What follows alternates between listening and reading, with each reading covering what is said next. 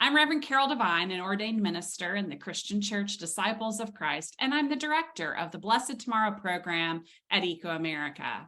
And I'm joining you today from my home in Lexington, Kentucky, on the traditional lands of the Shawnee people, who were forced off this land through national programs and policies. Today, they are part of the Eastern Shawnee tribe in Oklahoma. At ecoAmerica, we are committed to going beyond land acknowledgements and are educating ourselves and supporting Native American causes, charities, and rights, and we encourage you to do the same. I am so excited to be joined today by a friend and colleague, Rachel Myslivy of the UUA, the Unitarian Universalist Association. UUA was one of the finalists for the 2023 American Climate Leadership Awards, and they received $10,000 in honor of their climate leadership on climate action, justice, and advocacy. So please check out their replication guide and their website.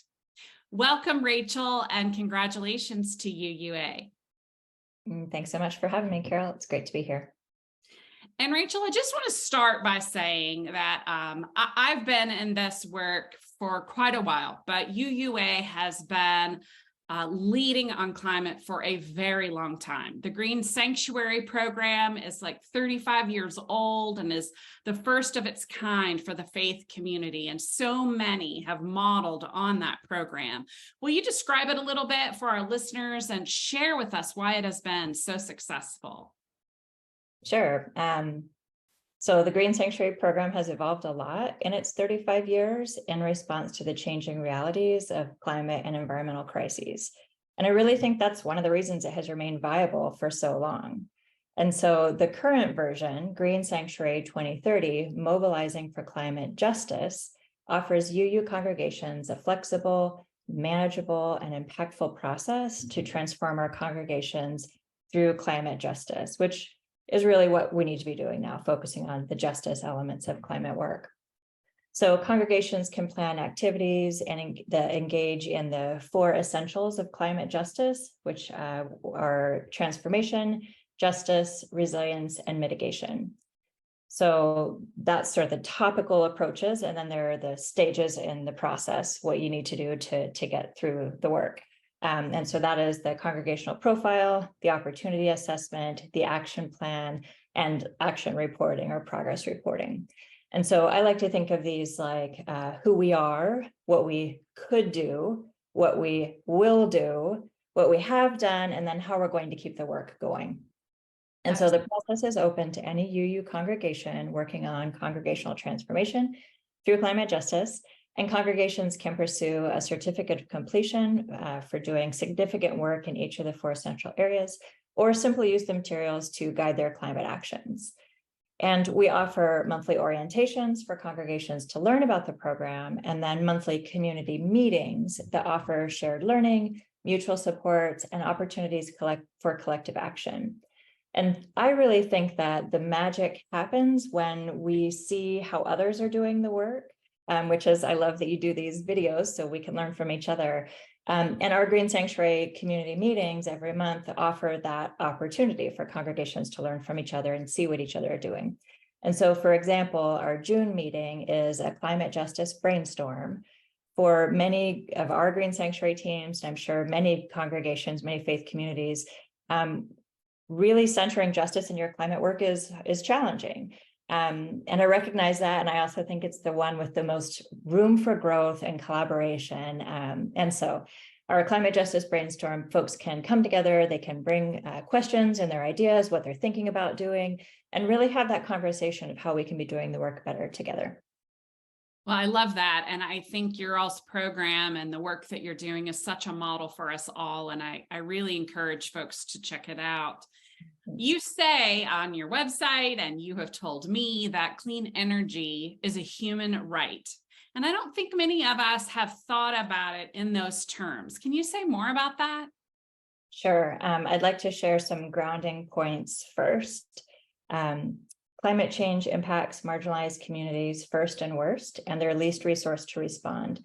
And that's often by design. So communities affected by racist housing policies like redlining now experience worse climate impacts like extreme heat. These same beloved communities are occupied by the primary drivers of climate change, which cause intense air pollution and significant health disparities. So a few examples for that. Black children are 4 times as likely to die from asthma as white children. Extreme heat leads to increased mental health issues and violence, which means increased criminalization and incarceration of our BIPOC neighbors. Indigenous communities are the first to experience climate force displacement. Latinos are 3 times more likely to die on the job from heat-related causes. BIPOC communities are more likely to live in areas that are impacted by extreme weather, as I said, and least resource to recover. FEMA funds, for example, are more likely to go to white communities. Redlined communities or sacrifice zones also bear the highest energy burdens in the country, with low-income communities spending 3 times more of their income on energy costs. So clean energy solutions have also left these communities behind. For example, a study based in Detroit found that energy-efficient light bulbs were less available in high poverty areas, and when they were available, they were more expensive than in other areas. And utility efficiency programs are often inaccessible to renters. There's the list just goes on. I could give you example after example after example. And all of those point to why justice must be at the center of our climate actions. Technical solutions that work for a select few are simply not enough. Advancing clean energy as a climate solution is only a climate solution if it works for everyone. And so clean energy as a human right reframes clean energy from a technical solution to a moral imperative. We need climate actions that undo the systems of oppression that harm our neighbors. So elevating equitable clean energy strategies like energy justice, energy democracy, community solar, energy efficiency, weatherizing low-income homes, all of these things help to ensure a just transition to a clean energy future for everyone. And so we encourage our congregations to think broadly in this framework. For example, instead of just putting solar panels on your building and calling it good, congregations could also install battery backup and offer their buildings as emergency shelters in times of extreme weather or climate disasters to become hubs of community resilience and community care. So several of our congregations are working with local partners to weatherize low-income homes. We also encourage folks to advocate for state and local governments to ensure that the federal funding for clean energy goes to the communities most impacted by climate change. And so really, once you see and understand climate injustice, there are so many opportunities to advance justice in our climate work and to create a future with no more fossil fuels, where clean energy is a human right, and all beings thrive. Thank you so much for that.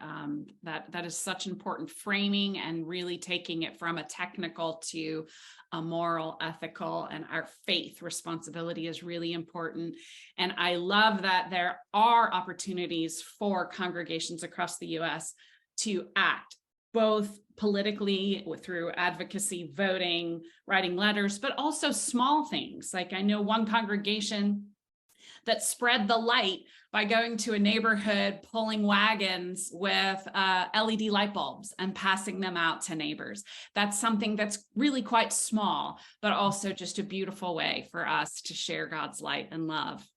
So I learned so much from you, Rachel, and I'm so thankful for that. And one concept that you have introduced to me that I have been thinking about and chewing on for months now is this idea that we are called to decarbonize our relationships. Will you share this idea with us all? Absolutely. I learned the term decarbonizing relationships from Fred Carter with Black Oaks Farm in Illinois when I was working on equitable deep decarbonization in agriculture with the REAMP network. So I'll quote Fred here. We need to decarbonize our way of being. We're brought up in a world of fossil fuels, and we just keep perpetuating that way of being.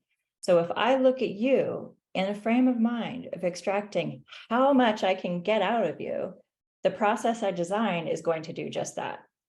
So pause for a moment and consider, when we build congregational teams, are we thinking about how much joy we can experience together or how much work I can get out of each person? When we ask our friends to take action, to volunteer, or to change their ways, are we doing it with a mindset of guilt and shame that they're not doing enough, or from a place of abundance for the world we can create together? When we approach our climate work, are we fighting against other ministries in our congregation for the same, small piece of the pie, or are we working together to create a world where all are free? So decarbonizing relationships is the basic understanding that we can't solve the climate crisis with the same extractive attitudes and behaviors and relationships that caused the problem in the first place. So I believe that relationships are the base unit of organizing. I guess in some ways they're the base unit of everything, really, that we're nothing without each other. And yet all too often in the climate movement, relationships are transactional and extractive. We confuse solidarity with charity. Calls to action pull us from one fire to another in a constant state of alarm. And in response to that often extractive culture of climate movements, I ask myself, how can we center love in the climate movement?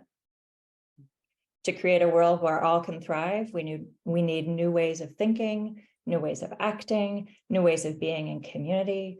We need climate actions that undo the many systems of oppression that disproportionately harm marginalized groups, our neighbors, our beloved community, as we work toward a clean energy future, as we strive to protect ecosystems and preserve biodiversity, as we cultivate communities of care and climate resilience. We need to work together. Thank you so much for that. And centering love, and I know your program is Side with Love. And if we just keep asking ourselves that question with every new meeting, relationship, work, how am I centering love? How am I siding with love? Then that could change so much. Well, thank you so much for spending this time with us today. And thank you for leading on climate and working for a hopeful future for all. It has been such a blessing, as always, to be with you.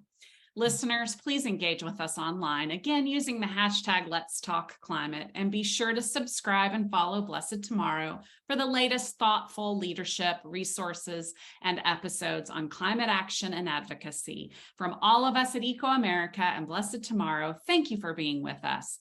People of faith are the perfect leaders for climate solutions. We all live together on God's holy ground. We need everyone every day. Thank you. Thank you.